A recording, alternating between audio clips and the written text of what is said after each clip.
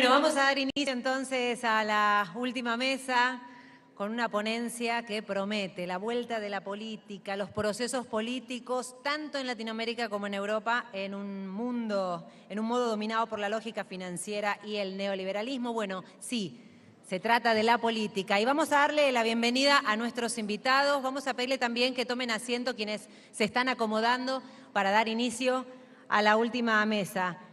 Enrique Dassel, bienvenido, adelante. Ricardo Foster, Horacio González, Jorge Alemán y Roberto Caballero.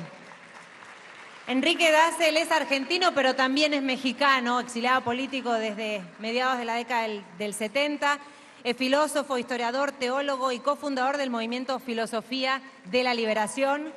Con nosotros, bienvenido, Enrique. Jorge Alemán, profesor de la UBA, la Universidad de Buenos Aires y de la Universidad de San Martín y consejero cultural de la Embajada Argentina en suelo español. Bienvenido también. Horacio González está con nosotros. Querido Horacio, sociólogo, docente, escritor, está al frente de la Biblioteca Nacional de la República Argentina y es cofundador también del espacio Carta Abierta. Ricardo Foster, filósofo, ensayista, también uno de los fundadores de Carta Abierta y a quien le agradecemos por la Secretaría de Coordinación Estratégica para el Pensamiento Nacional que realiza estas actividades, también gracias al apoyo del Ministerio de Cultura de la Nación. Roberto Caballero es periodista, director y quien fundó Tiempo Argentino, ahora al frente también de actividades en Radio Nacional. Antes de comenzar la actividad voy a pedirle a Ricardo Foster, porque Dilma Rousseff acaba de decir en una entrevista no voy a ceder, lo mismo que dice Rafael Correa ante las maniobras, esas operaciones que se vienen dando. Y respecto a Ecuador, Ricardo tiene algo que compartir. Buenas noches. Por un pedido y una decisión conjunta de todos los que participamos en este foro, decidimos hacer una declaración firmado por todos que dice lo siguiente: nosotras y nosotros, reunidos en San Miguel de Tucumán, República Argentina, en el Foro Nacional y Latinoamericano Nueva Independencia, expresamos nuestro rechazo a cualquier intento golpista que atente contra el gobierno liderado por el presidente Rafael Correa Delgado. Y manifestamos que esa avanzada de la restauración conservadora que hoy atenta contra la revolución ciudadana en Ecuador es parte de una conspiración continental que pretende detener los procesos emancipadores y de transformación democrática. San Miguel de Tucumán, 8 de julio de 2015.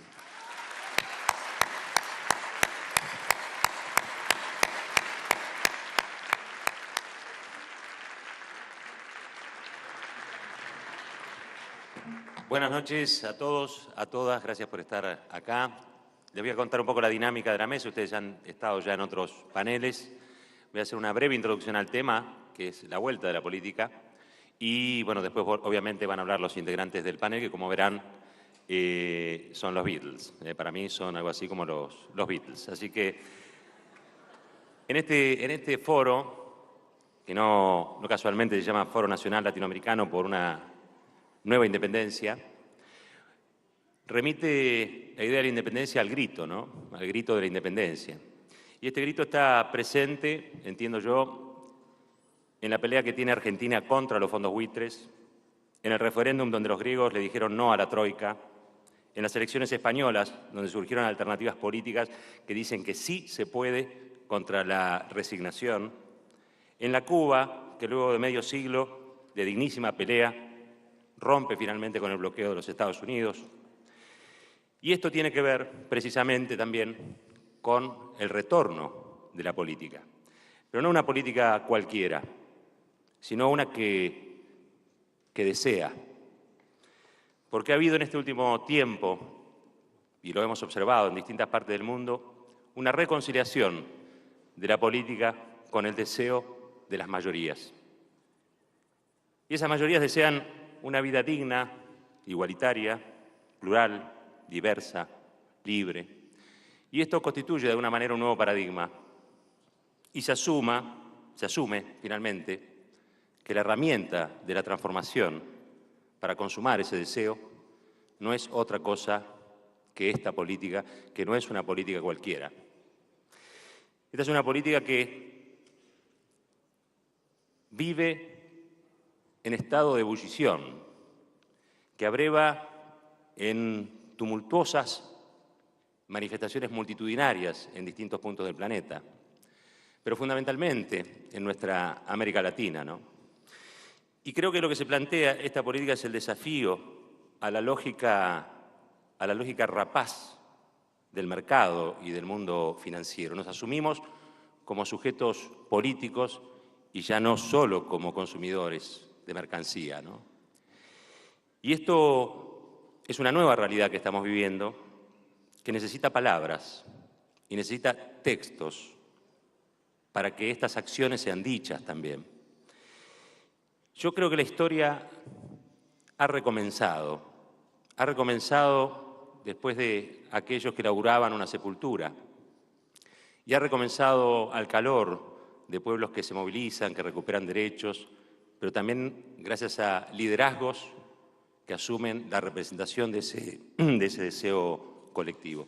El mundo hoy es un mundo en cambio, es un mundo en transformación, y la multipolaridad pero anuncia un cambio de época, del que estamos siendo sujetos labradores. Somos hoy, entiendo yo, los albañiles de este presente y del futuro. Yo creo que hay viejos consensos, viejas ideas que crujen, ¿no?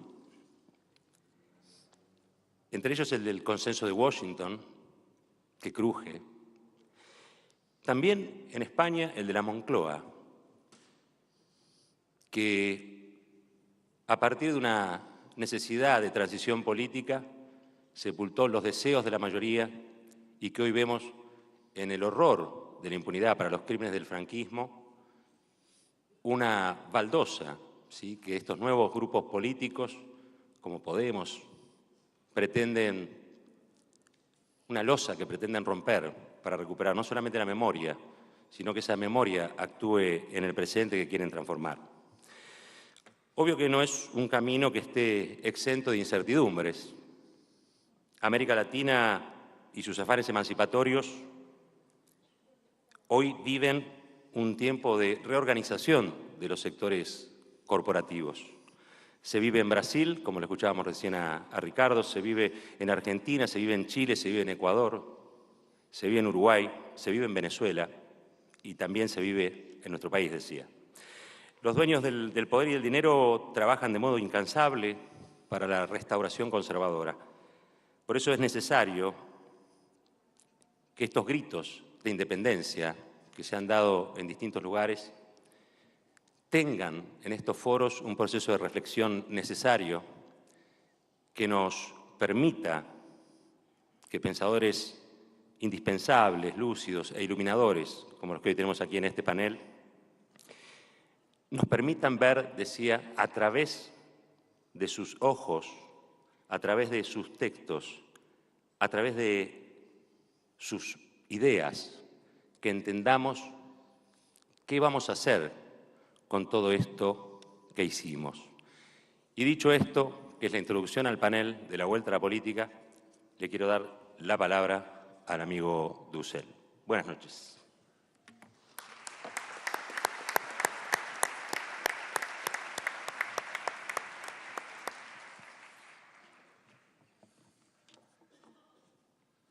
Bueno, estoy muy...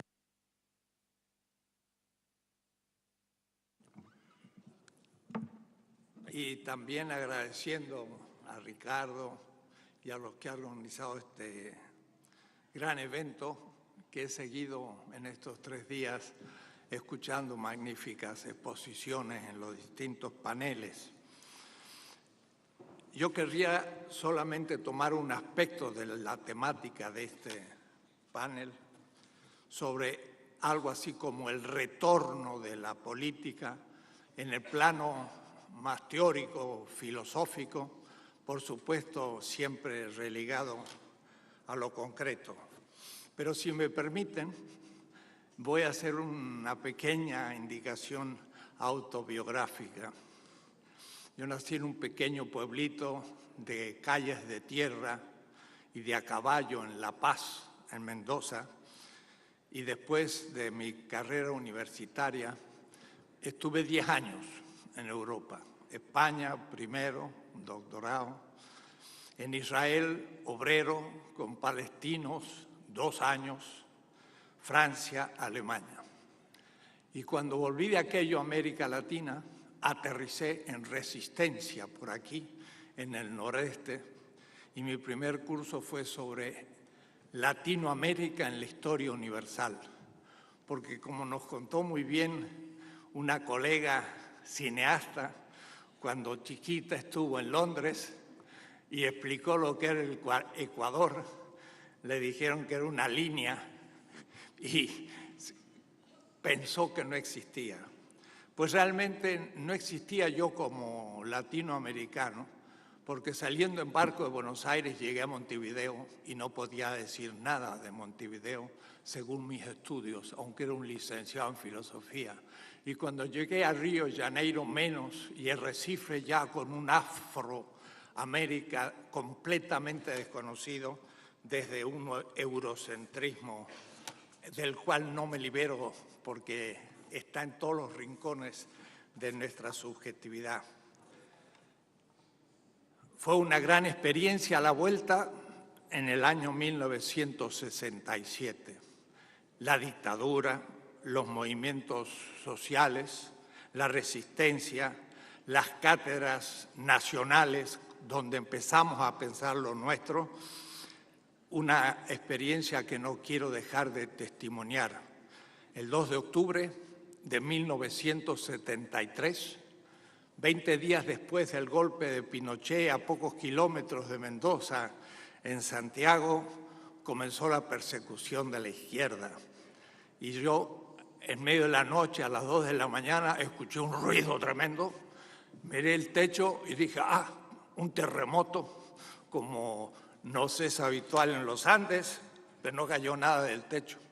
Llegué a la cocina, estaba destruida, dije, habrá explotado el gas. Y cuando llegué a lo que se llama por aquí el living, vi un boquete en la pared y mis libros en la calle. Era un atentado de bomba del comando Rucci. Para los que saben la historia argentina, saben lo que eso significaba. Por suerte, los dormitorios estaban en el fondo y puedo contar la historia. En el 75 fui excluido de la Universidad de Cuyo y me encontré desamparado.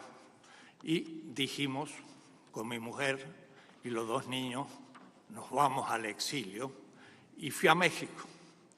Es mi segunda patria, chica, como el argentino fue la primera. Mi patria grande es América Latina y por eso que estuve siempre en casa.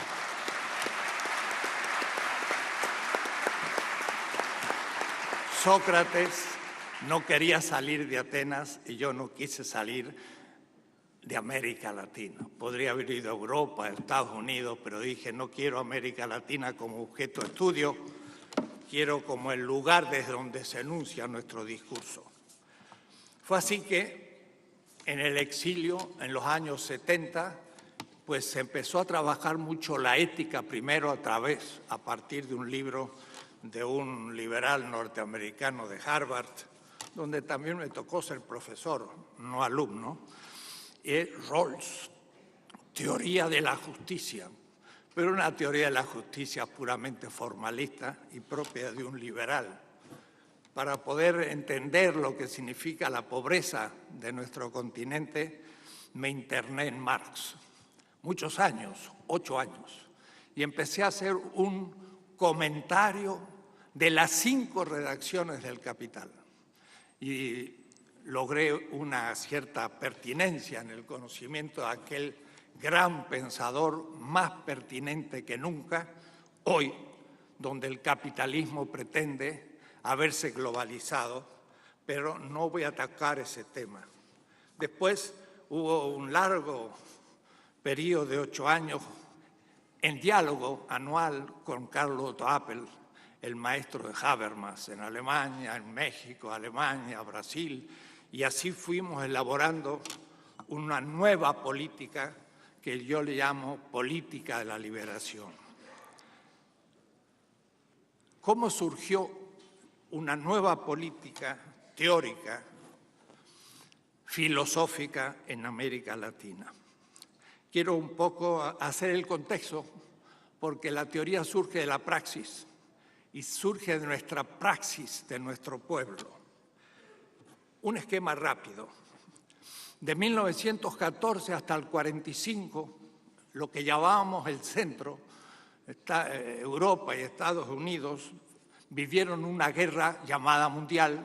No fue mundial, que yo sepa, no participamos nosotros, pero como no somos, pues es mundial,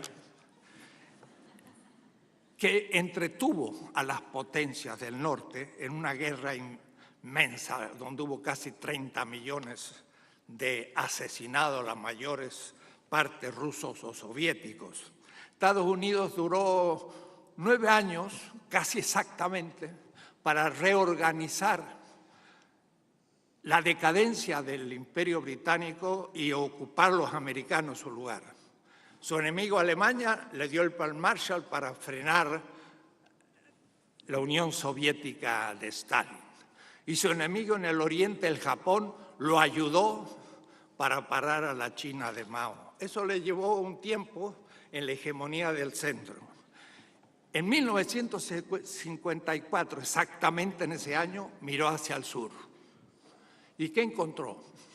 Encontró eso que ha sido denominado mal gobiernos populistas. Y el primer golpe organizado por la CIA y el Departamento de Estado fue contra Arbenz, que era un burgués que intentaba simplemente subir el salario de los obreros de la United Fruit, pero fue considerado un marxista. Y Castillo Armas le hizo un golpe. En las páginas del gran literario guatemalteco literario, dice una aristócrata guatemalteca, qué bonito suenan los aviones de los yanquis, tapan los tambores de los indios. Y así empezó la etapa de la dependencia. 54 cae el gobierno de Vargas, 54 cae Perón, pero eso ha comenzado antes, en lo que yo llamaría la etapa de proyectos burgueses nacionalistas en competencia con la burguesía norteamericana, Vargas en Brasil, Lázaro Cárdenas en México, Ibáñez, Velasco Alvarado, Irigoyen ya en el 18, pero Perón mucho después. No fueron revoluciones socialistas ni nada que se parezca. Era el nacimiento recién de una revolución industrial y de una cierta burguesía nacional que en la lucha que habían tenido Estados Unidos contra el nazismo y el nazismo contra Inglaterra nos dio un respiro, pero terminó en el 54 casi hasta hace poco. Esa etapa es importante, fue la más democrática, la más popular del siglo XX para América Latina. Del 54 al 64 vino eso que llamamos la década del desarrollo y la implantación de las transnacionales. Decía la CEPAL que nos faltaba capital y tecnología. En vez de producir un Chevrolet o un Ford en Chicago, pues lo produjimos entre nosotros y fue el desarrollismo, pero que no calmó a las masas, a la gente, al pueblo. Y por eso entonces vinieron las dictaduras, prácticamente 20 años. 1964 el grupo de la Sorbona, Golver y de Ocoto Silva, da el primer golpe en Brasil. Y de ahí en adelante quedamos sepultados en títeres del Departamento de Estado y la CIA y del capitalismo nuestro, de nuestros burgueses o élites. El problema no son los militares, son los que se apropiaron de los bienes del pueblo y después van a estructurar una deuda con la cual van a vivir. Del 64 al 84, América Latina sufrió la etapa más dura de su existencia. Ahí quiero conectar con la parte teórica. En el 59 había acontecido la Revolución Cubana, que era como el último golpe contra los gobiernos populistas, en el caso del Caribe ni siquiera industriales como era Batista, pero en una cierta línea nacionalista. Fue una revolución realmente socialista, pero desde un punto de vista teórico, y tendremos que debatirlo, no hubo demasiado todavía originalidad, sino en la creatividad del Che Guevara y del propio Fidel Castro, al que me referiré en su momento. Desde ahí en adelante ha habido lo que yo llamaría 6 revoluciones, en cada una de las cuales se ha ido produciendo teóricamente novedades. La cubana, pero todavía bajo la égida soviética del marxismo-leninismo, yo le llamo estándar. Después vendrá la gran experiencia chilena, justamente, del Frente Popular de Allende, un socialismo democrático que fue tronchado. Por eso mi libro, Filosofía y Liberación, el primer capítulo es Geopolítica y Filosofía. Y la primera frase dice, desde Heráclito a von Clausewitz y Kissinger, la guerra es el origen de todo. Y entonces es Pinochet y lo que estábamos sufriendo. Chile, entonces, es, sin embargo, teóricamente una novedad que se avanza en mucho a Cuba porque es un socialismo democrático. Después vendrá otro paso en adelante, que será el sandinismo, que sería la tercera revolución, donde hubo componentes distintos porque fue una revolución campesina con pequeña burguesía urbana que organizaron justamente una revolución contra Somoza, Lienard de West Point, entre los 50.000 militares que recibieron becas en Estados Unidos para organizar justamente esas dictaduras en manos del Pentágono. Tendremos que esperar hasta 1994, ya después de haber caído esta etapa, porque en el 84 Brasil, ya Argentina, ha vuelto a una democracia formal que habría que analizarla en particular, pero vendrá otra revolución teórica, que es el zapatismo. El zapatismo ya empieza a usar nuevas categorías. Se terminó el foquismo, se terminó el marxismo tradicional, ahora es etnias mayas que comienzan a formular de una manera novedosa la revolución. Es una revolución cultural. Y teóricamente, dicen aquellas frases que no son pura teoría, es pura frase, sino de fondo. Y a nosotros nos llegó una palabra de ese mundo extraño que se llamaba democracia, y entendimos los que mandan, mandando. Pero entre nosotros, los que mandan, mandan obedeciendo. Eso ya a mí me dijo, acá hay novedad teórica. Max Weber decía que el poder político es dominación legítima ante obedientes. Y si no tengo obedientes, pues entonces no tengo poder. Pero estos habían invertido. El que manda, manda obedeciendo. Y luego de la revolución bolivariana, en Venezuela, Evo Morales, en Bolivia, en uno de sus discursos dijo, yo ejerzo un poder obediencial. Y entonces yo me dije, aquí tenemos una nueva expresión teórica muy superior, desde Hobbes, John Locke, Hume, Kant, Hegel, Habermas. Estamos más allá de todo eso. Es un nuevo concepto del poder y esto es una nueva teoría política a partir de una nueva experiencia latinoamericana. Y ahí entonces que esa Venezuela y ese Ecuador y demás empieza a darnos punto de partida para una nueva teoría. Además, alguien dijo, los presidentes empiezan a parecerse al pueblo. Y claro, pues miren un Evo Morales.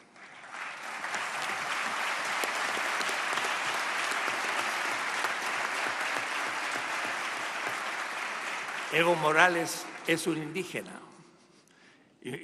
Una anécdota, por ahí estaba en París y le dicen, pero usted cómo está en un hotel de 5 estrellas. Dice, ¿5 estrellas? Yo he estado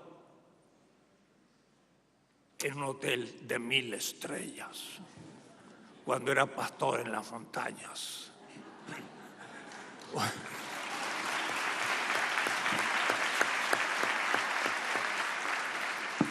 Y cuando un embajador llegó a su casa, lo hizo pasar por la cocina y dijo, todavía no he limpiado los platos. Como el Tupamaro Mujica, que es un ejemplo de político del futuro. Saben las anécdotas de que un jeque árabe le quería comprar por $1 millón su bochito chiquito Volkswagen. Y él dice, no se lo vendo, porque ¿para qué se lo quiero vender? Después voy a tener que estar cuidando que no me roben el $1 millón, no lo necesito. Y su casa tiene 3 habitaciones. Dice, si es más grande entre la vieja y yo tenemos que limpiarlo, así que ¿para qué quiero una casa más grande? Etcétera. Un Tupamaro, presidente de la República.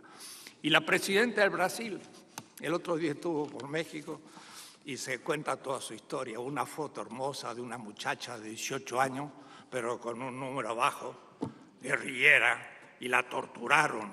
Y hoy es presidenta de la República. Cosas extrañas en el mundo contemporáneo. Eso es el punto de partida de una nueva política.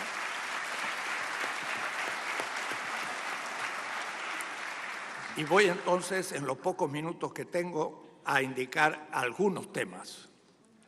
La izquierda tomó la política desde la oposición. Aún el propio Lenin, en El Estado y la Revolución, que lo estaba escribiendo, y lo interrumpió. Es notable, quizás el único escritor en la historia que interrumpió un libro sobre el Estado y la Revolución. ¿Para qué? Para hacer la Revolución. Y ya no lo pudo terminar el libro. Aún ahí, sin embargo, hay una visión un tanto negativa de la política, del poder, del Estado y las instituciones. Si poder significa poder obediencial, se debe tener un sentido positivo del poder. Entonces, una vez yo ahí en Binghamton, ante Wallerstein y 40 colegas norteamericanos de izquierda, dije, voy a exponer un concepto positivo del poder, no negativo, no el poder como crítica, no el poder como dominación, no el Estado como fetichizado, sino empecemos de otra manera, a hacer una teoría política para que cuando los representantes, y no tengamos problema con la representación, porque si es verdad que la base del barrio y la aldea debe ser democracia directa, y ese es el punto de partida de la Constitución bolivariana, ahí nos encontramos cara a cara, democracia directa. Pero no podemos reunir 10 millones de porteños a hacer democracia directa o 110 millones de mexicanos. Hay que tener un principio de factibilidad. Ahí hay que nombrar representación, pero cuidado, la representación debe ser concebida de otra manera, porque tiene que concebirse el poder de otra manera. El poder positivamente definido como creación, como responsabilidad y como obediencia, y servicio. Esa es la concepción que tiene el poder los pueblos originarios. Y ahí sí puedo aprender un concepto. Estoy escribiendo una política hace 15 años y cientos y cientos de páginas, pero ya no parten de Europa, parte de la experiencia latinoamericana. El poder es un poder obediencial. Obediencia significa escuchar al otro. y al otro son, como dijeron alguna compañera de Bolivia, las necesidades del pueblo. Eso es lo que me interpela. Y entonces necesitamos una nueva generación de políticos que conciban el poder político como un servicio y obediencia. Y claro, hay que definir entonces completamente distinto qué es el poder. Para eso, pues, pueden leer cosas en la computadora, pongan mi nombre y tendrán las obras, pueden bajarlas y imprimirlas gratis.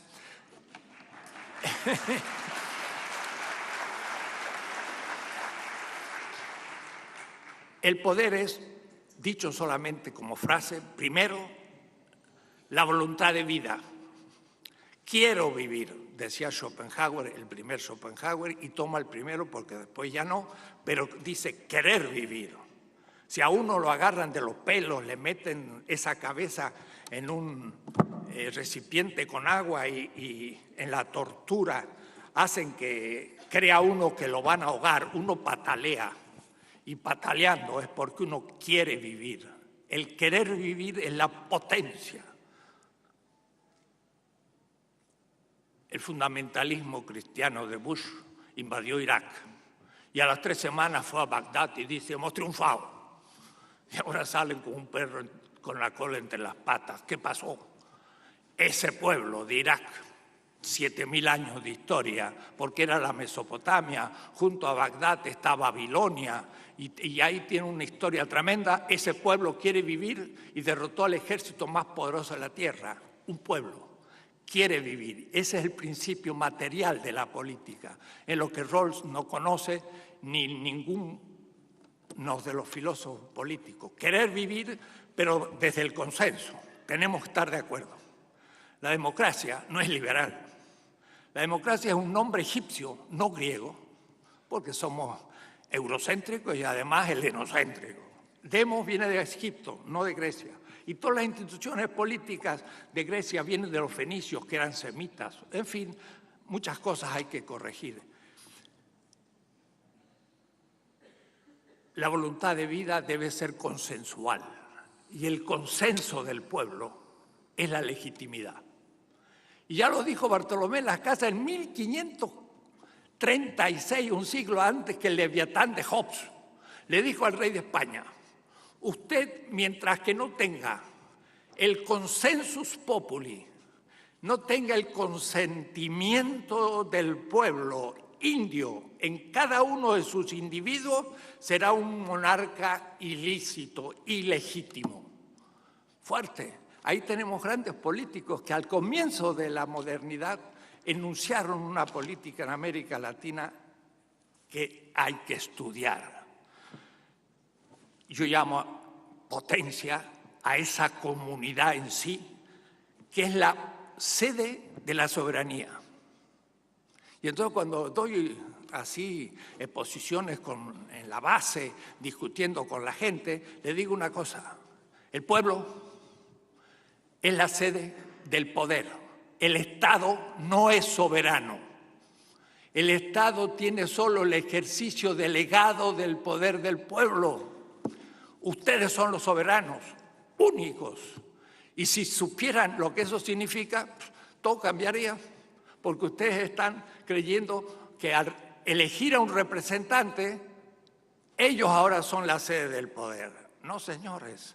Uno delega, pero se mantiene juez de su uso, y si no lo usa bien, lo destituimos. Tiene derecho un pueblo. Y el pueblo argentino dio el ejemplo. Cuando aquel 2001 dijo que se vayan todos, ¿qué es lo que dijo? El poder del pueblo vuelve al pueblo, y no es un Estado de Derecho ni un Estado de excepción como piensa Carl Schmitt, sino que es el estado de rebelión en que dice el único soberano soy yo, el pueblo. Eso es una nueva política, pero eso justamente los pueblos originarios en sus comunidades lo saben y tenemos que aprender de ellos. Esa potencia en sí, como único sede de la soberanía, es algo que hay que propagar y hacer entrar en conciencia. De tal manera que un policía, yo le puedo decir, me cobra una multa porque fui en dirección contraria, lo acepto, porque me obedezco a mí mismo, porque yo participé en la ley que dijo que la calle había que transitarla en un cierto sentido. Así que me obedezco a mí mismo cuando pago la multa, si es que yo participé. Si no participé, es ilegítimo. Y entonces las potestas, que son las instituciones, son ambiguas, pero no son nunca, por tal, dominadoras. Se fetichizan. Y es notable, Marx, que era un gran economista, empieza el tema del fetichismo allá en los 40 de 1800, hablando del fetichismo de la política, en un artículo sobre el robo de la leña. Y dice, la dieta de Westphalen, en vez de servir al pueblo, se sirve del pueblo y ha caído en el fetichismo. El fetichismo es dar un sentido absoluto a las instituciones cuando éstas están a nuestro servicio. Pero se corrompen cuando el que ha sido elegido para ser obediente al pueblo, sirviéndole en el cumplimiento de las leyes que el pueblo ha dictado, se cree que él es la sede del poder. Y cuando se cree la sede del poder, el representante es la corrupción. Antes que robe o que extorsione sexualmente. Cuando se cree que es la sede del poder, esa es la corrupción política, y ahí entonces empieza el caos, y ahí empieza el sentido cotidiano de la política como dominación. Esto hay que enseñarlo al pueblo, hay que hacer conciencia. Me pasan que faltan 5 minutos y es así, y yo tenía muchos temas más, pero en fin, está todo escrito, así que ustedes pueden ir a la página y bajarse centenares de cosas, pero antes de terminar, quiero decirles que entonces, teóricamente, un tema de debate central es qué es el pueblo. Y este concepto de pueblo es ambiguo y es complejo. Y entonces, ¿por qué es ambiguo y complejo? Algunos lo descartan, pero hay cosas que no se pueden descartar. El pueblo es el actor colectivo que transforma la historia. Pero sería largo entrar a la discusión con Laclau, con la discusión contemporánea, Negri, que habla de multitud contra pueblo, y creo que es un tema absolutamente central. El pueblo es el actor colectivo de las transformaciones en la historia y viene de un paradigma político que queda bien representado en un mito. Ernst Bloch, que era la línea cálida del marxismo, le interesaban mucho los mitos. Tiene 3 tomos de la Principio, Esperanza sobre los mitos. Y hay un mito, cuidado, es una narración racional en base a símbolos, no es un cuentito para niños.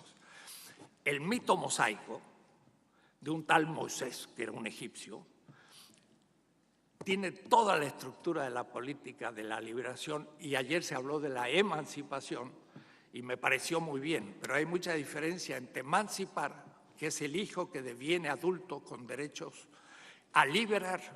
Y dicen esto correctamente Antonio Negri: emancipar es llegar a ser lo que ya se era. El hijo ya era libre, no más que se emancipa para tener los derechos del padre. Pero liberar es llegar a ser lo que no se era. El esclavo se transforma en libre. Entonces, liberación a la paga fuerte era el frente algerino al del cual se refiere Frank Fanon. Pero todos nuestros movimientos se llaman de liberación. Frente Zapatista, de Liberación Nacional. Ejército Zapatista. Frente Sandinista, de Liberación Nacional. Frente Farabundo Martí, de Liberación Nacional. ¿Por qué ponen la palabra liberación? Porque la palabra liberación tiene un contenido político fuerte. Egipto tenía esclavos y el faraón era el dios.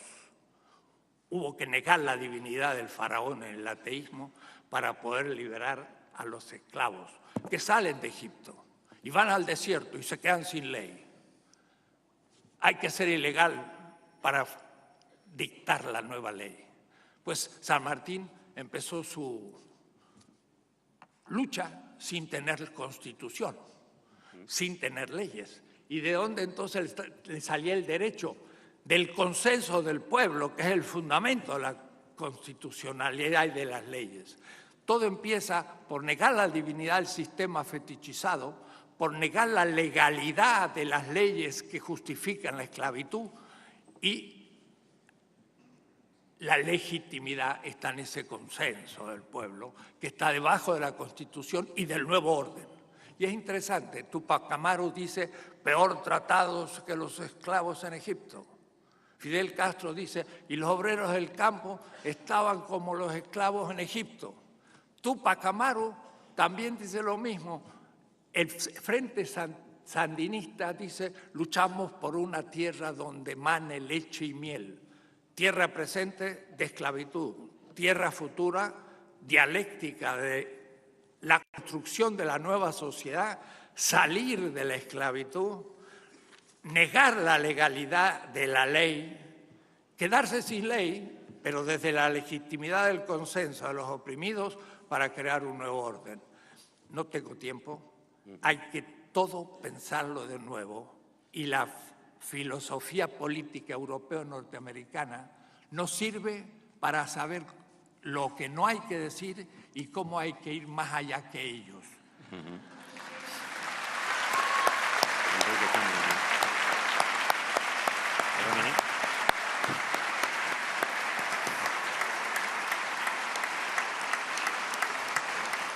Una verdadera clase magistral de ética y filosofía política, de Enrique Dussel. Y ahora es la palabra de alguien que es profesor honorario de la Universidad de Buenos Aires, la Universidad de San Martín, recibió el premio del Fondo Nacional de las Artes en el 74, actualmente es consejero cultural de la Embajada Argentina en España. Sus dos últimas publicaciones son Conjeturas por una izquierda lacaniana y En la frontera, sujeto y capitalismo. Tiene la palabra Jorge Alemán. Fuerte aplauso.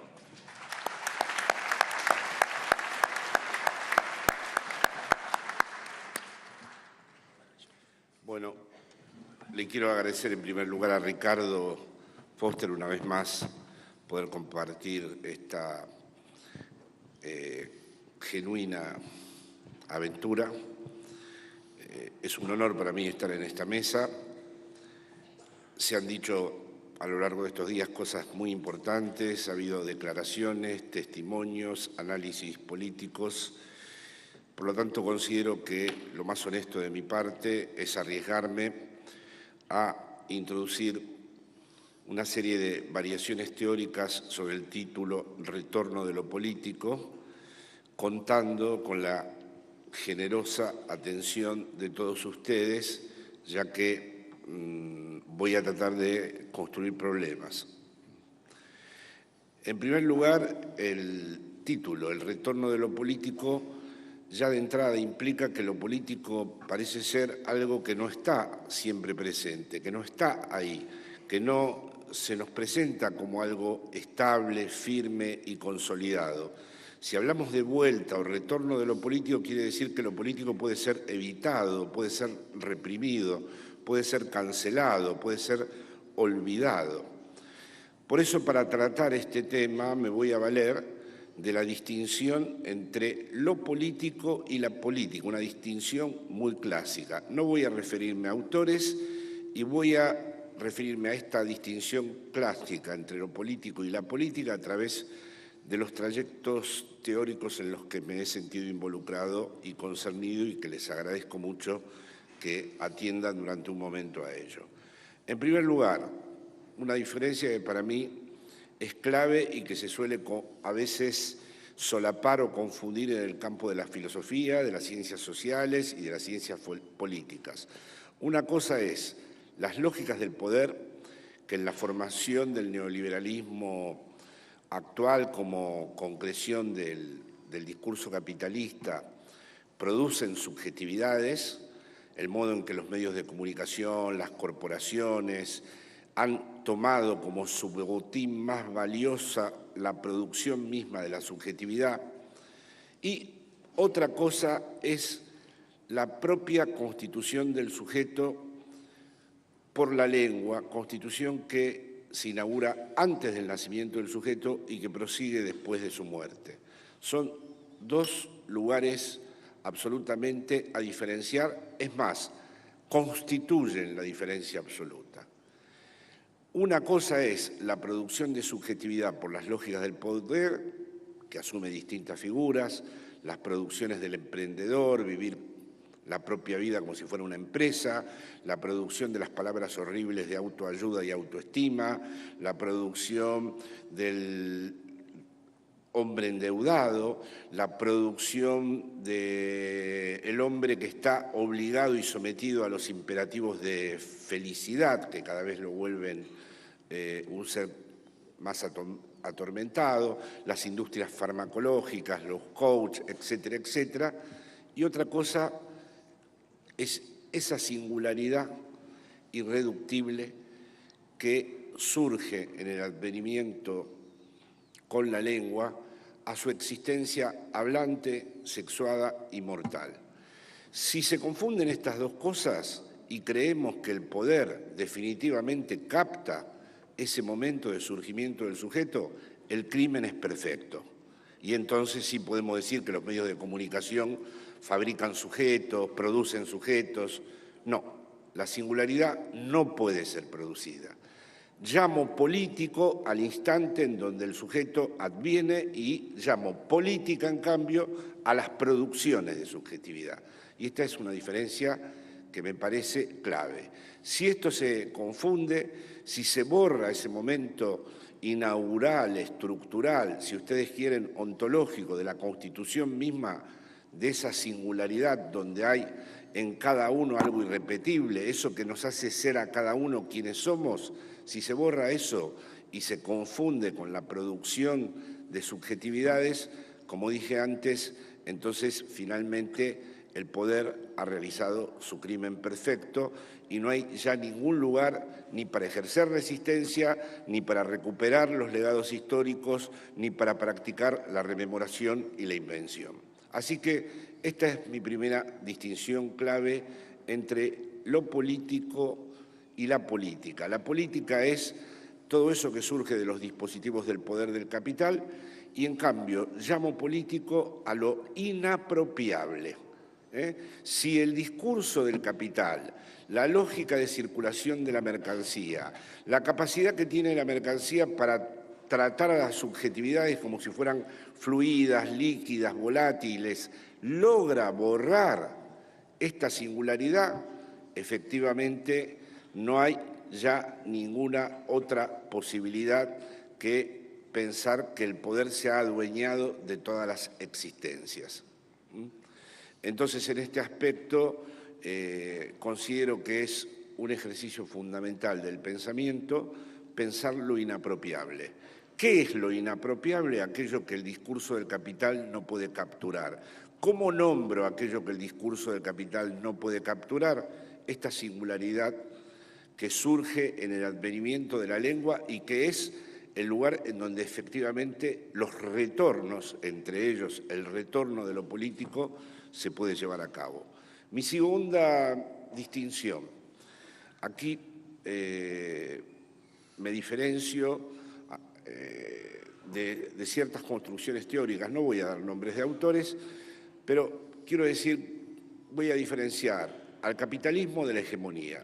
Yo mismo, lexicalmente o idiomáticamente, digo la hegemonía neoliberal, la hegemonía del capital, etcétera, etcétera, es un modo de hablar.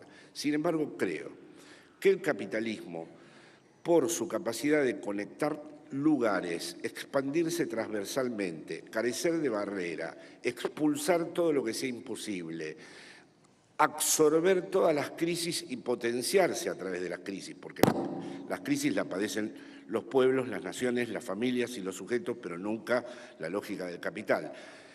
Al ser el capital un movimiento circular, ilimitado, donde todo el tiempo lo nuevo llama a lo nuevo para anularse como novedad y no producir ningún acontecimiento, donde lo diferente llama a lo diferente para que nunca surja la diferencia. En ese sentido considero que el capitalismo no es una hegemonía, el capitalismo es un poder. La hegemonía, por el contrario, se construye con las singularidades y, por lo tanto, siempre es vacía, tiene como punto de partida la heterogeneidad, no puede borrar nunca las diferencias. Pensemos, por ejemplo, la propia construcción hegemónica cuando hablamos de las demandas no satisfechas por las instituciones del neoliberalismo y cómo esas diferentes demandas ingresan en una cadena equivalencial. Esas diferencias nunca son borradas en la lógica de la articulación hegemónica. Así que opongo la estructura del discurso del capital al que considero un poder de los proyectos hegemónicos. Llamo política al discurso del capital y a su vocación fundamental de realizar como voluntad acéfala la conexión de todos los lugares en el circuito de la mercancía y designo en cambio como político lo hegemónico, que siempre es por esencia fallido, inestable y que tiene que jugar su partida en la brecha, por eso surge de una manera tan reiterada la pregunta por el carácter irreversible o no de los cambios, tiene que jugar su partida en la brecha de la estructura de emplazamiento del discurso del capitalismo, que como ustedes saben ya no podemos pensar que haya una contradicción interna que le asigne a un sujeto un lugar previamente determinado que logre salir del capitalismo. El capitalismo nos confronta a una paradoja única en la historia, que es, por un lado, que no podemos nombrar su salida, no podemos reconocer su exterioridad y, por otro lado, tenemos que seguir insistiendo en su carácter contingente e histórico. Así que, como ustedes ya han visto, he hecho dos distinciones entre la política y lo político. La primera, las fabricaciones de subjetividad de los dispositivos de poder de la singularidad subjetiva. La segunda, el poder del capital de la construcción hegemónica. La construcción de una lógica articulada y hegemónica, el modo en que una voluntad popular emerge, siempre tiene como punto de partida lo heterogéneo, lo diferente, lo que no es susceptible de ser homogeneizado. El discurso del capital es un campo que se extiende transversalmente, homogéneamente. La hegemonía nunca logra conquistar homogeneidad alguna y su verdadera fuerza transformadora precisamente consiste en esa heterogeneidad con la que trabaja y por la cual es trabajada. Mi tercera distinción y la última es la diferencia entre los actos instituyentes, así los designo yo, no utilizo términos de otras tradiciones como poder constituyente o praxis instituyentes, y las instituciones. ¿Cómo entiendo un acto instituyente? Un acto instituyente es lo político. Entiendo un acto instituyente y pienso en su inteligibilidad para dar cuenta de cómo lo nuevo entra en la historia. Lo que caracteriza al acto instituyente es que, por un lado, y prestemos atención a esto, no es una creación que viene de la nada, no es una creación, como podríamos decir, ex nihilo. Es una creación que exige las tramas simbólicas, las constelaciones históricas, las herencias. Sin embargo, en tanto acto instituyente, no es un mero resultado de esas condiciones históricas.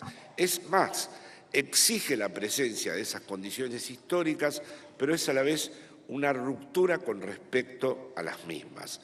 Lo nuevo entra en la historia a través del acto instituyente y el acto instituyente está siempre llevado a cabo por un colectivo de singularidades que he designado en mis textos bajo el nombre de soledad común, porque son tanto singularidades como, por otro lado, operan en el común de la lengua. Y vuelven a ser otro nombre de lo inapropiable. Así como dije que el sujeto en su singularidad y advenimiento era inapropiable, ahora digo que un acto instituyente es también otro nombre de lo inapropiable, como también lo es la hegemonía. La hegemonía nombra también lo inapropiable. Lo que nos interesa pensar siempre es qué cosa el discurso del capital no puede apropiar. Este acto instituyente, como ustedes saben, el único destino posible que tiene es fundar instituciones. Su trayecto final es ser recogido por la institución. Es como en la historia del amor. está el encuentro contingente y luego el desafío de la permanencia. Del mismo modo, el acto instituyente se juega en la relación entre lo imposible y lo contingente, y la institución se juega entre lo necesario y lo posible. La institución está hecha de jerarquías, burocracias, inercias, autoridades, y todo el desafío es cómo ese acto instituyente, que es lo político, se aloja en la política de las instituciones. De tal manera que la institución no se puede clausurar, aunque lo intenta, con respecto a ese acto instituyente, y a la vez el acto instituyente, me sobran 5 minutos, termino antes, a la vez el acto instituyente se caracteriza por no tener más remedio que pasar por la aventura de la permanencia. En este aspecto, ese acto instituyente doy 3 rasgos. La angustia, porque siempre se hace desde un lugar de desamparo, siempre se hace sin, aunque haya una constelación histórica que lo preceda, en el acto instituyente hay una soledad radical, aunque sean muchos los que intervengan. Luego, la certeza siempre viene de la angustia. Y, por último, la anticipación. Angustia, certeza y anticipación son los 3 modos del acto instituyente. La institución, por el contrario, es la que lo va a acoger y entiendo, por praxis militante, aquella praxis que es capaz de llevar al seno mismo de la institución la inestabilidad, la fragilidad, el desamparo, la angustia, pero también la certeza del acto instituyente. Ahora bien, nadie puede identificarse ni adueñarse de un acto instituyente, porque sería un contrasentido. Es siempre un colectivo anónimo que es designado como soledad común, pero tampoco ninguna institución, si quiere seguir estando en un proyecto emancipatorio y transformador, puede borrar la memoria, la huella, la impronta de aquel acto instituyente. No queda más remedio que vivir todo el tiempo en una tensión entre el acto instituyente y lo instituido de la política, entre el acto instituyente inapropiable de lo político y lo instituido de la política. Soy plenamente consciente que no he hablado de ninguna de las situaciones del presente y no he nombrado a nadie, pero yo estoy seguro que con la generosa imaginación de todos ustedes pueden tal vez inferir de qué estoy hablando. Muchísimas gracias.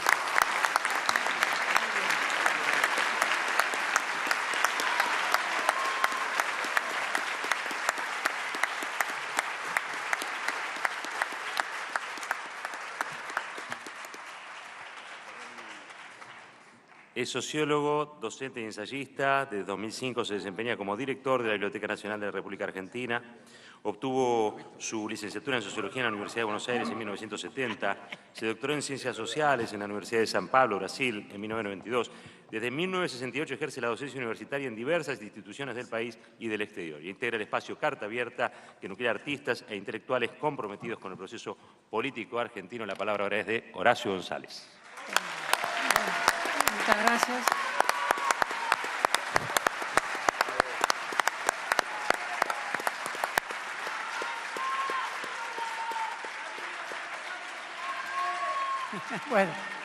Bueno, muchas gracias a todos. Quiero agradecer en primer lugar a Ricardo por el fervor con el que organiza estas grandes jornadas y me siento muy extrañado y al mismo tiempo reconfortado de estar nuevamente en un teatro, como estuvimos en el Teatro Nacional Cervantes, viviendo este espectáculo inusual del uso de la palabra ante un público inquieto, reflexivo y profundamente examinador de todo lo que se dice. Mencioné la palabra teatro porque, visto desde acá, desde el escenario, evidentemente suscita todos los sentimientos que tienen un fuerte paralelismo con la historia común vivida. vivimos nuestra historia y nuestra memoria acompañados permanentemente por imágenes teatrales. Y no sabemos bien, pero apenas titubeamos en sospecharlo, qué parte de nuestros sentimientos y de nuestros pensamientos son al mismo tiempo un lugar inescindible de nuestra vocación teatral, es decir, dramatúrgica, coreográfica y representacional. Y al mismo tiempo viviéndola en términos de la angustia del actor. En ese sentido, me parece que yo coincido en que siempre hay algo tácito, implícito en el hablar, que el teatro tiene como misión hacer fructificar en una fórmula de explicitación. Pero no todo teatro es explicitador. El teatro debe haber surgido cuando los hombres tenían necesidad de hurgar en su propia capacidad idiomática y percibir hasta qué punto nuestra vida está llena de implícitos, de zonas tortuosas que no animamos a expresar y que nos contentamos con que sea así, porque de algún modo el secreto de la conciencia constituye una forma fundamental de la conciencia. Somos hombres y mujeres tácitos y de alguna manera nuestra fuerza es la fuerza del significado implícito.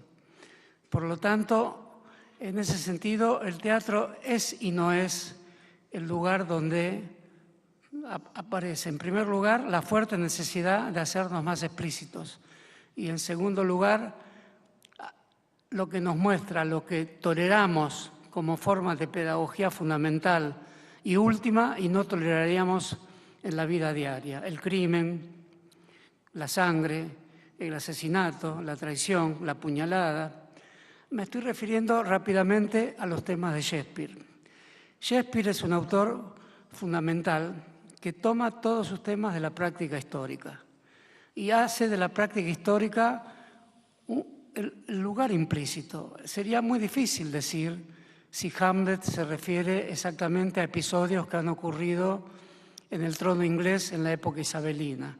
Muchos estudiosos así lo quieren demostrar y seguramente son afortunados cuando intentan asociar los momentos fundamentales de Hamlet, que es la lucha específica por el poder. No es como dice Foucault, que el poder es una correlación de fuerzas cuyo resultado es el infinito. Aquí es uno ocupando el lugar del otro y para desplazarlo es necesario asesinar. ¿Cómo toleraríamos en tantos espectadores? Es lo que tanto le molestó a Rousseau del teatro. La gente aplaudía a criminales.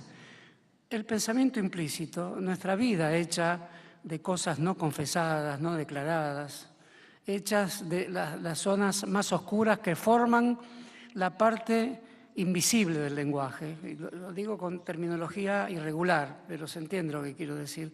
¿Por qué toleraríamos ese nivel de criminalidad sobre la escena ficcional y somos ciudadanos que inmediatamente reprueban aquello que el teatro nos quiere explicitar?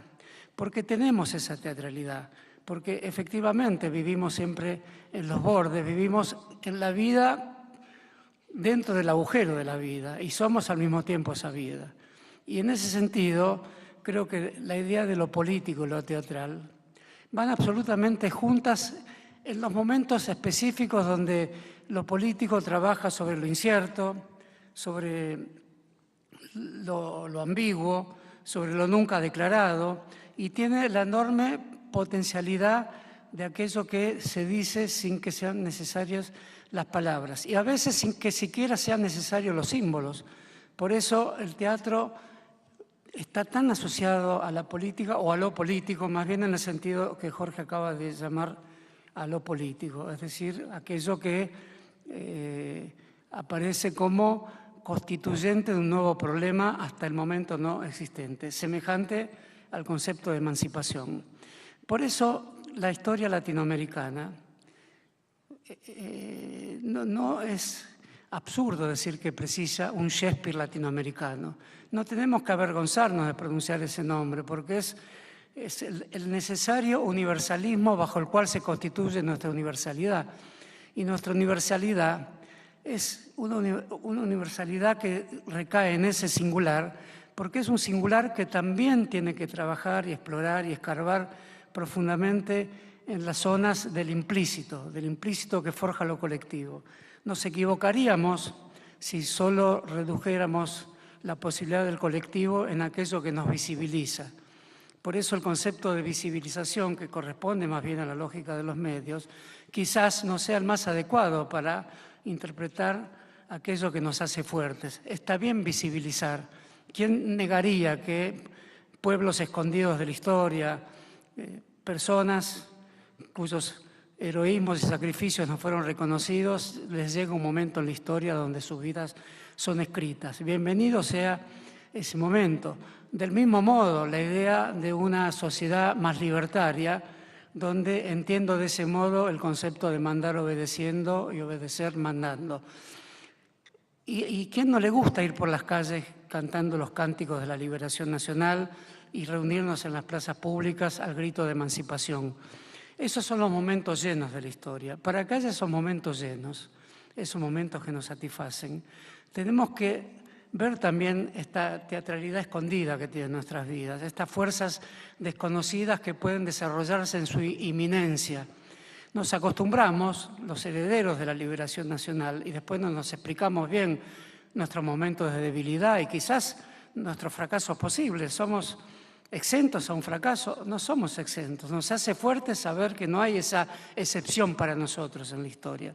No somos excepcionales, pero esa no excepcionalidad la entendemos desde el punto de vista de ser hombres y mujeres que viven en la fuerza de lo tácito, aquello que podemos imaginar y sabemos bien decirlo, a veces con una señal imperceptible. Lo imperceptible es finalmente lo que termina creando comunidades operantes en la historia.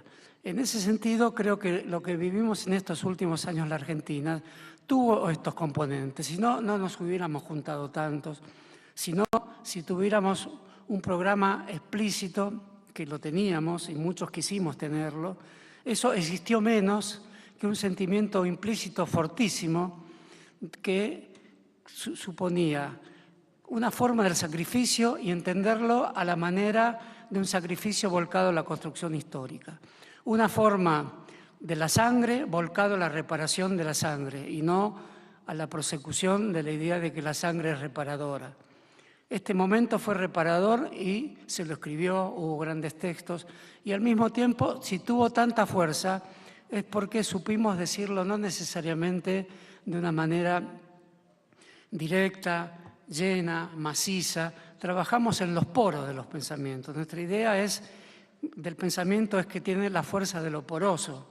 Y en ese sentido también nuestros movimientos emancipatorios tienen que tener esa porosidad, tienen que tener el sentimiento de la inminencia, tienen que tener el sentimiento a veces obtuso y dramático de que algo no se puede realizar y que para poder realizarlo tenemos que comprender el crimen para estar en la vereda opuesta del crimen, es decir, nuestro pensamiento tiene que ser anticriminoso y estar dispuesto a todas las comprensiones profundas de la historia.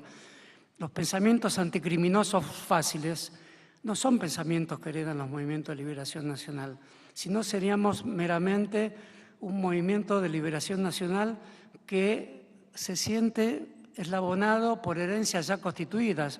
Nuestra herencia está por constituirse, la tenemos en el futuro. Ya sé que se han hecho muchas cosas, ya sé que tenemos voces detrás, ya sé que están acá los pañuelos blancos. Todo eso que sé, también lo tengo que decir por el modo en que he avanzado sobre el vacío, pero saber avanzar sobre el vacío es saber tener los pañuelos blancos también.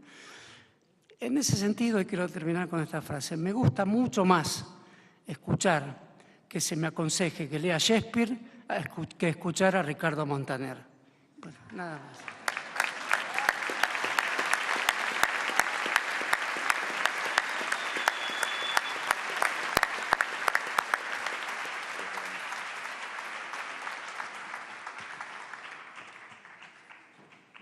Vamos a ir cerrando el panel. con el filósofo y ensayista, es profesor titular de grado y docente de posgrado en numerosas universidades argentinas e internacionales. En 2008 creó el espacio Carta Abierta junto a otros intelectuales y artistas en apoyo al proceso político argentino. En junio de 2014 fue designado por el gobierno de Cristina Fernández de Kirchner como titular de la nueva Secretaría de Coordinación Estratégica para el Pensamiento Nacional, dependiente del Ministerio de Cultura de la Nación. Habla Ricardo Foster.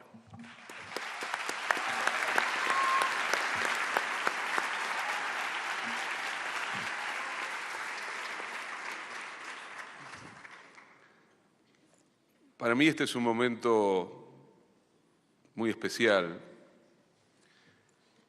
Estar en este momento en el que se va cerrando de a poco el camino recorrido con los foros hacia la nueva independencia y también el que recorrimos con el Foro de Emancipación e Igualdad, y hacerlo en una mesa como esta, la verdad que para mí es algo extraordinario, único.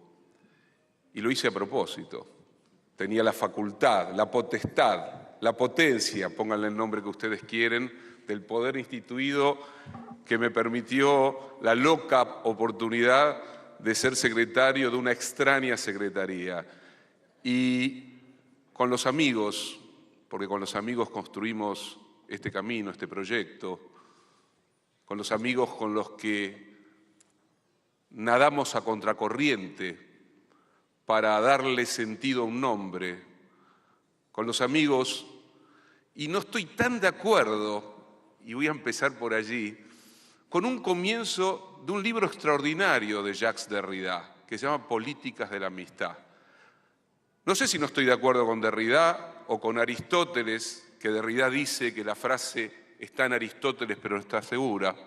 Aquello dicho tal vez por Aristóteles, que es tremendo. Amigos míos, quiero decirles que no hay amigos. Por eso la política, supuestamente, no se puede fundar dentro de la comunidad de amigos, porque desde esa perspectiva sería una comunidad de asesinos. Solo aceptaría dentro de su comunidad a los amigos. Me dejó siempre perplejo ese planteo. Me dejó siempre en estado de interrogación, porque yo quiero fundar una política bajo la perspectiva de lo político que señalaba Jorge, con Horacio, con Jorge, con Enrique y con Roberto. Quiero que esos amigos sean parte de un proyecto político que discute si emancipación o liberación. De la misma manera que creo que un trabajo es un trabajo desde la soledad, pero también desde lo común, también desde lo colectivo, que estar en esta mesa nosotros hablando sobre el retorno de lo político es también estar sentado de ese lado, participando, escuchando, siendo no solo testigos, sino extraordinarios, privilegiados participantes de un momento parteaguas de la historia argentina y latinoamericana. Una profunda alegría, una profunda intensidad del alma surge cuando podemos volver a reunir, a estrechar los vínculos entre los textos, las herencias teóricas, las experiencias de otras generaciones y la certeza, que siempre es frágil, pero que es cierta, de estar viviendo un momento único, un momento extremadamente desafiante, un momento de reparación, de reconstrucción, un momento en el que podemos, de algún modo, volver a sentir que las palabras, que los conceptos, que las ideas vuelven a tener contenido, vida, alma, carne, que hay un cuerpo de las palabras, que las palabras no son cualquier cosa,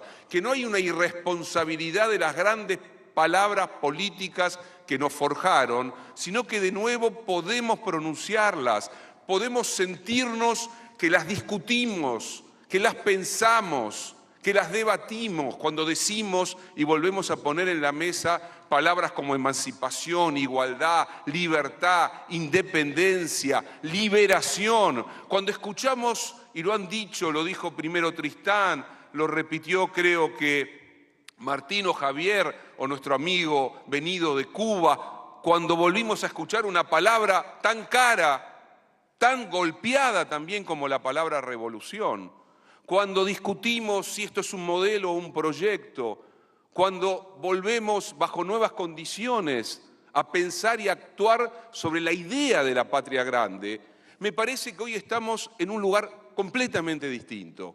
Estamos en el lugar en el que las palabras, los conceptos, vuelven a arraigar, vuelven a tener potencia, vuelven a asumir un destino, porque las palabras se nos habían extraviado, se habían fugado de nuestra capacidad no de pensarlas, porque siempre mantuvimos la capacidad de pensarlas, pero se habían fugado de nuestra capacidad de ponerlas a rodar en la materialidad de la historia.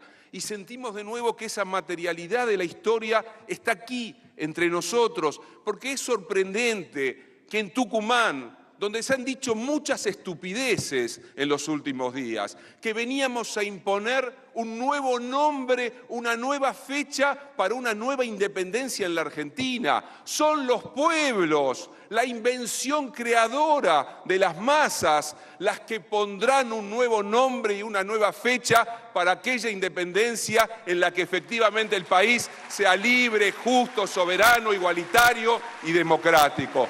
No somos nosotros, nuestra palabra, nuestros discursos, lo que hacemos es parte del movimiento de la historia. Claro que nos sentimos tocados, interpelados, y yo voy a poner nombres propios, y entiendo perfectamente el pudor de Jorge en no poner nombres propios, porque también, y por eso festejo las intervenciones que se dieron en este foro, porque también hay un tufillo antiintelectualista que atraviesa muchas veces la vida política de nuestro país y de muchos otros lugares. Que decir un nombre propio es decir algo que no habría que decir, porque la política es para aquellos que saben siempre lo que hacer y no para aquellos que se equivocan cuando pronuncian frases que no debían haber pronunciado. Pero lo que es cierto que no hay política sin riesgo, no hay política sin libros, no hay política sin herencias, no hay política sin luchas,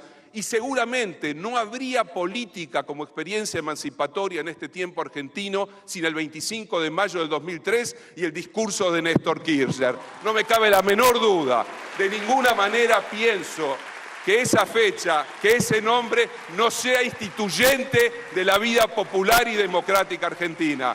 Jorge lo dijo con palabras poderosas porque son palabras que provienen de lo profundo de las grandes tradiciones intelectuales. El gesto que instituye inventa, y el nombre es aquello que nosotros tenemos para decir y hacer en el seno de nuestro momento, de esta época, que hay un sentido en el pensamiento, que hay un sentido en el hacer, que lo político es la posibilidad de nuevo de transformar la realidad. Seguramente revisaremos muchas cosas, naceremos de nuevo de nuestros errores, naceremos de nuevo de nuestras tensiones, de nuestras derrotas. Se dijo de muchas maneras, somos también la historia no de los triunfos, somos también la historia de los dolores, de los sufrimientos, de las tragedias, pero somos también un sueño que sigue soñando, ser herederos, ser agradecidos. El agradecimiento es un gesto político extraordinario. Agradecer, ¿cómo no vamos a agradecer si muchos de nosotros sentimos que los libros leídos, que las resistencias culturales, que los amigos que ya no están, pero que desearíamos que estuvieran acá con nosotros para compartir este momento, como nosotros que también atravesamos el desierto, porque cuando lo más frágil de la sociedad atraviesa el desierto de la miseria y de la pobreza, el pensamiento también es indigente y pobre. Y en los años 90, en los años del terrorismo de Estado, también fuimos indigentes y pobres y también habíamos extraviado parte de nuestra capacidad de transformar el mundo. Hoy sentimos, con la incerteza, con la incertidumbre, con eso que no está completo, que es la vida político-democrática de la actualidad latinoamericana, que sin embargo, de esa soledad, de esa intemperie, de esa incertidumbre, se sale porque en nuestro continente, de una manera inesperada, jugando el azar sus tretas, insospechada, seguramente guardando todas las memorias populares, todas las luchas, todas las herencias, pero no hay luchas, ni memorias, ni herencias que tengan garantizada la eternidad en la historia. Es solo el presente el que garantiza que la memoria de los derrotados, la memoria de los humillados, la memoria de los luchadoras sigan presente y tengan futuro. Si no es la actualidad, si no es cada generación la que vuelve a citar a todos los que construyeron un sentido emancipador y liberador en la historia, si no es ese presente y esa generación, se diluye la memoria. La memoria no está garantizada. La memoria nunca estuvo garantizada. Por eso los vencedores siempre se ocuparon de hacer invisible la memoria de los vencidos. Y que hayamos empezado el foro en Tucumán, escuchando la palabra de aquellos que hablan de la memoria de Tupac Katari, a Evo Morales, de los pueblos originarios, de los indios. Yo recuerdo una anécdota que siempre me gusta contar para terminar con el lenguaje políticamente correcto. Tuvimos la suerte de, en La Paz, tener un encuentro memorable con Evo Morales, una entrevista, y yo le pregunté con cierta inocencia a Evo cuándo había conocido a Hugo Chávez. Y Evo me dijo, yo había sido elegido diputado en la elección en que aquel presidente elegido ni siquiera hablaba bien el español, Sánchez de Lozada, y había sido invitado el primer presidente que había conmovido, después de la noche neoliberal, lo que podría ser una puerta de entrada a otra historia latinoamericana. Estaba Hugo Chávez. A mí no me dejaban entrar, me dijo Evo, porque estaba vestido como siempre me vestí, de indio. Estaba en un rincón, solo, había terminado el acto, y de repente escucho que alguien me grita, me llama, me dice, indio, tú y yo tenemos que hablar. Me di vuelta y era Hugo Chávez. Nunca dejamos de hablar desde ese día. Si Hugo Chávez le pudo decir indio a Evo, se lo dijo porque Evo representaba los siglos de lucha, de memoria y la oportunidad histórica de producir un cambio. Por eso que hayamos podido comenzar este foro que cierra un camino recorrido con dos mesas, para mí, no sé para ustedes, tremendas, potentes y disruptivas. La primera que ya mencioné y la segunda con mujeres habrás de pelear, con Máxima, los que tuvieron la oportunidad de conversar con Máxima Pasa, senadora, lo de menos, nacional del MAS, secretaria general de la Juana Zurduy, mujer de polleras como se define ella, mujer suave, dulce, con una vida de violencias, con un sueño redentor. Hay algo del espíritu de lo mesiánico de lo que habla siempre Enrique, sin ninguna duda, en este aparecer de los olvidados de la historia. Escuchar la Máxima, después tener esa energía tremenda, vital, de Milagro Sala.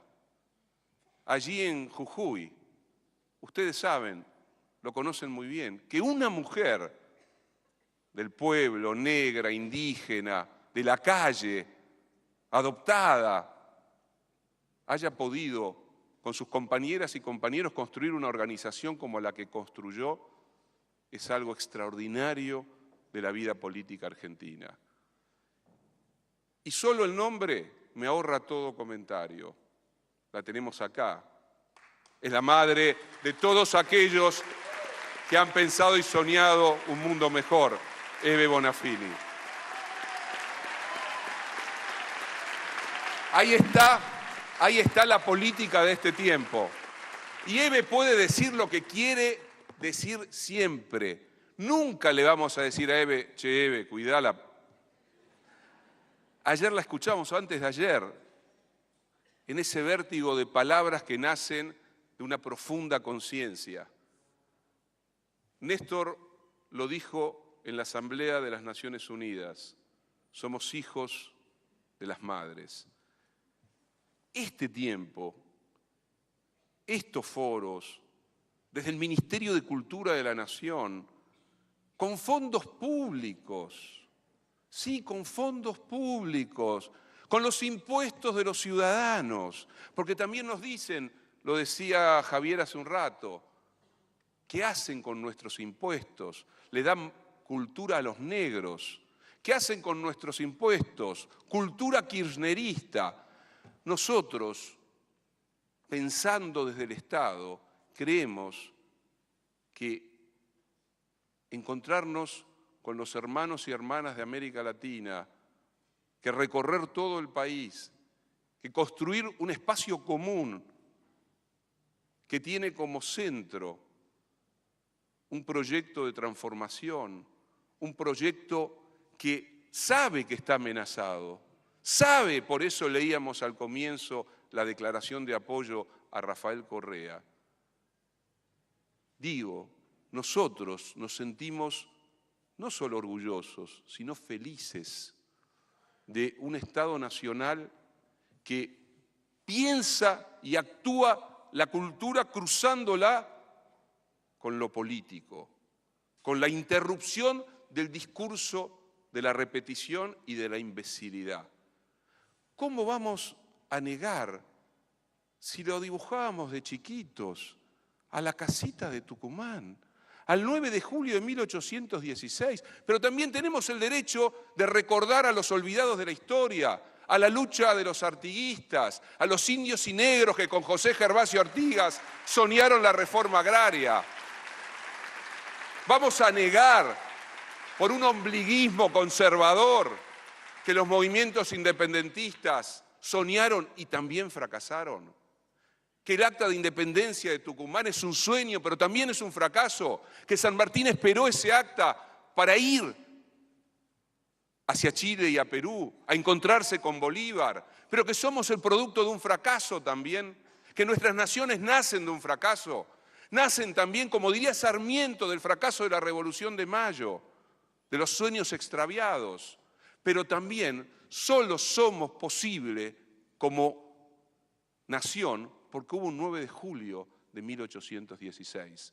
Nadie puede borrar lo que las entrañas y la memoria más profunda llevan adentro. Solo a los imbéciles, a los reaccionarios, a los conservadores se le puede ocurrir que la historia es una página escrita de una vez y para siempre, intocable, con próceres de mármol. Nosotros vamos a actuar sobre la historia, vamos a construir una y otra vez palabras que reinterpreten nuestro camino por la historia. Eso es político, eso tiene que ver con la emancipación. Y seguramente nos equivocaremos una vez más, pero qué suerte equivocarnos todos juntos. Muchísimas gracias.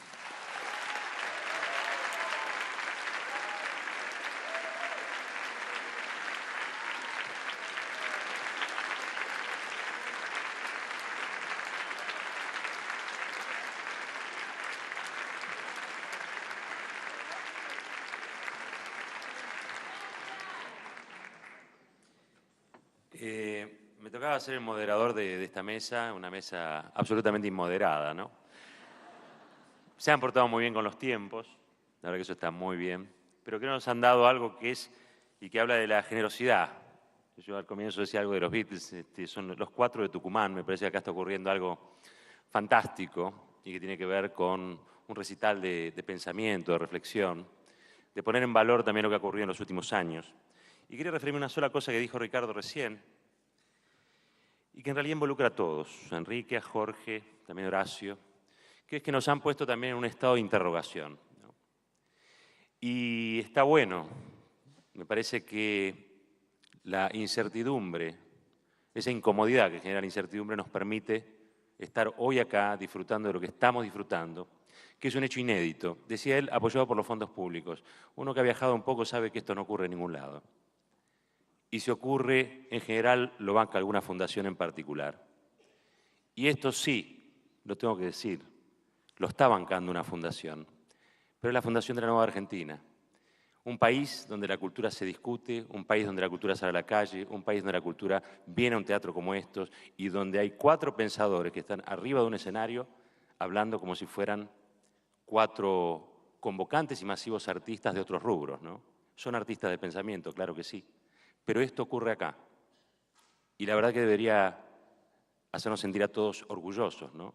Y tiene que ver esto también con la autoestima que recuperó este país el 25 de mayo de 2003. Y para cerrar, simplemente decirles que como periodista generalmente yo tiendo a simplificar. No es una tendencia, es una obligación del oficio, ¿no? Y en cambio aquí lo que ellos nos propusieron es abordar profundidades, digamos, que quizás son inhabituales. Pero esto también no habla solo de la generosidad, sino habla del profundo respeto que ellos tienen al brindar lo mejor de sí a todos ustedes aquí esta noche. Así que lo que me queda por decir es muchísimas gracias por estar acá, muchísimas, pero muchísimas gracias. Y estamos cerrando el último panel. No se vayan, porque ahora viene lo que va a ser el cierre definitivo del foro. Y agradecerles a Enrique Dussel, Jorge Alemán, Ricardo Foster, Horacio González, no solamente su presencia, insisto, la generosidad, porque la generosidad también es signo de este tiempo que vivimos. Muchas gracias.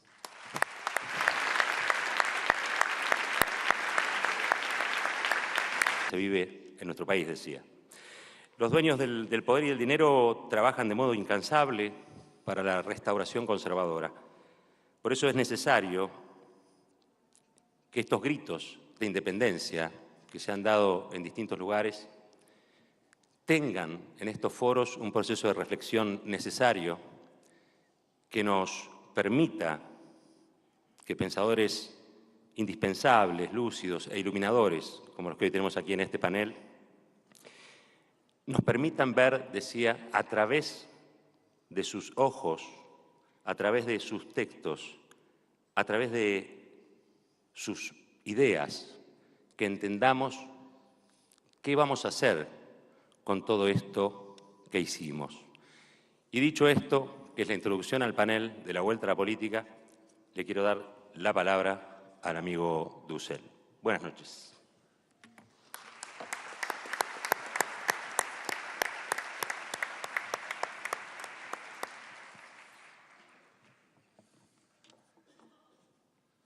Bueno, estoy muy...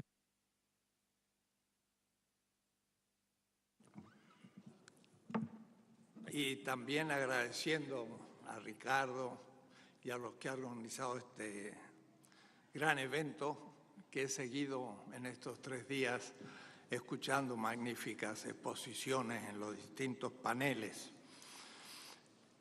Yo querría solamente tomar un aspecto de la temática de este panel sobre algo así como el retorno de la política en el plano más teórico, filosófico, por supuesto siempre religado a lo concreto.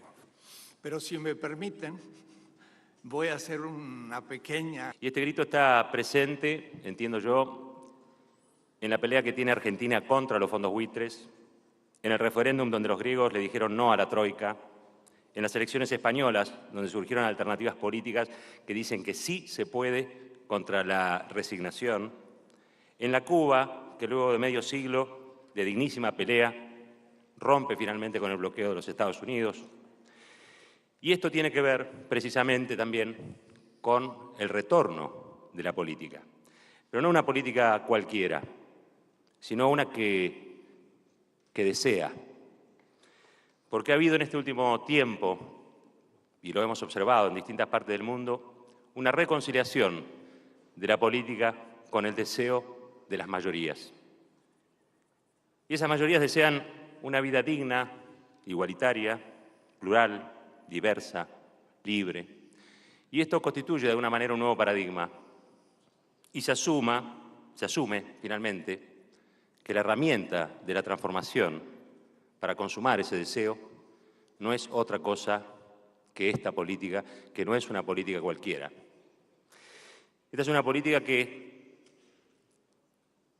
vive en estado de ebullición, que abreva en tumultuosas manifestaciones multitudinarias en distintos puntos del planeta, pero fundamentalmente en nuestra América Latina, ¿no?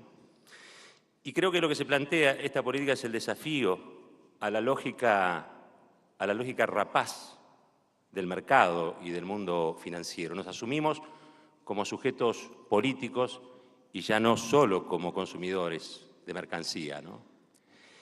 Y esto es una nueva realidad que estamos viviendo, que necesita palabras y necesita textos.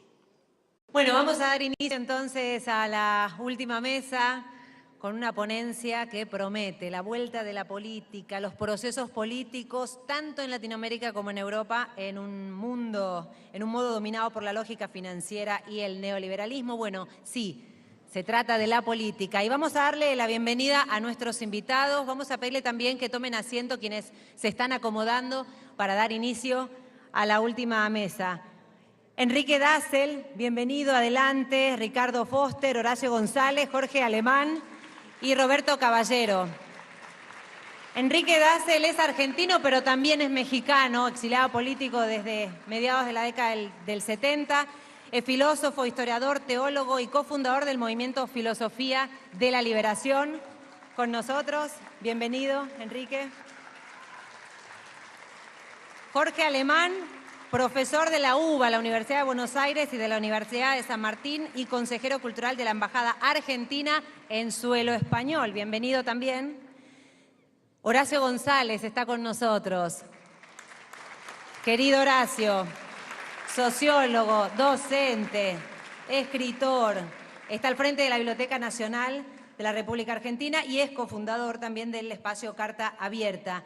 Ricardo Foster, filósofo, ensayista, también uno de los fundadores de Carta Abierta y a quien le agradecemos por la Secretaría de Coordinación Estratégica para el Pensamiento Nacional que realiza estas actividades, también gracias al apoyo del Ministerio de Cultura de la Nación. Roberto Caballero es periodista, director y quien fundó Tiempo Argentino, ahora al frente también de actividades en Radio Nacional. Antes de comenzar la actividad voy a pedirle a Ricardo Foster, porque Dilma Rousseff acaba de decir en una entrevista, no voy a ceder, lo mismo que dice Rafael Correa ante las maniobras, esas operaciones que se vienen dando. Y respecto a Ecuador, Ricardo tiene algo que compartir.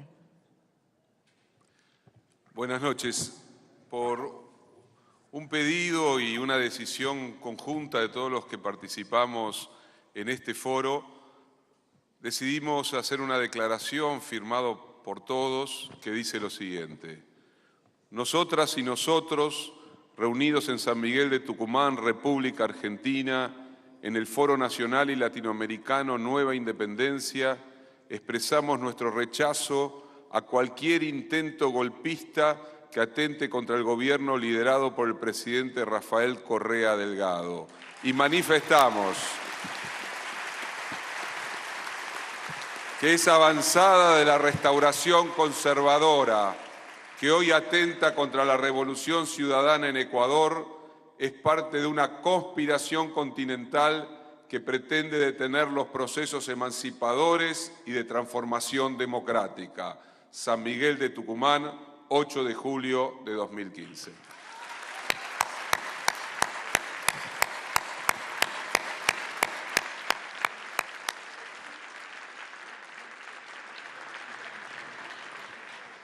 Buenas noches a todos, a todas, gracias por estar acá. Les voy a contar un poco la dinámica de la mesa, ustedes ya han estado ya en otros paneles. Voy a hacer una breve introducción al tema, que es la vuelta de la política, y bueno, después obviamente van a hablar los integrantes del panel, que como verán son los Beatles. Para mí son algo así como los Beatles. Así que en este foro, que no casualmente se llama Foro Nacional Latinoamericano por una nueva independencia, remite la idea de la independencia al grito, ¿no? Al grito de la independencia. para que estas acciones sean dichas también. Yo creo que la historia ha recomenzado después de aquellos que laburaban una sepultura, y ha recomenzado al calor de pueblos que se movilizan, que recuperan derechos, pero también gracias a liderazgos que asumen la representación de ese deseo colectivo. El mundo hoy es un mundo en cambio, es un mundo en transformación, y la multipolaridad preanuncia un cambio de época del que estamos siendo sujetos labradores. Somos hoy, entiendo yo, los albañiles de este presente y del futuro. Yo creo que hay viejos consensos, viejas ideas que crujen, ¿no? Entre ellos el del consenso de Washington, que cruje. También en España el de la Moncloa,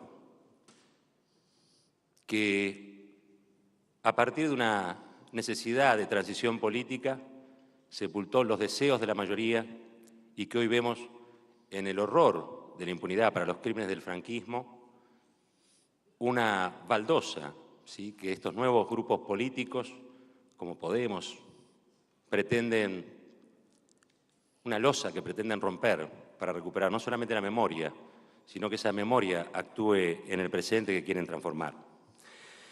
Obvio que no es un camino que esté exento de incertidumbres. América Latina y sus afanes emancipatorios hoy viven un tiempo de reorganización de los sectores corporativos. Se vive en Brasil, como le escuchábamos recién a Ricardo, se vive en Argentina, se vive en Chile, se vive en Ecuador, se vive en Uruguay, se vive en Venezuela y también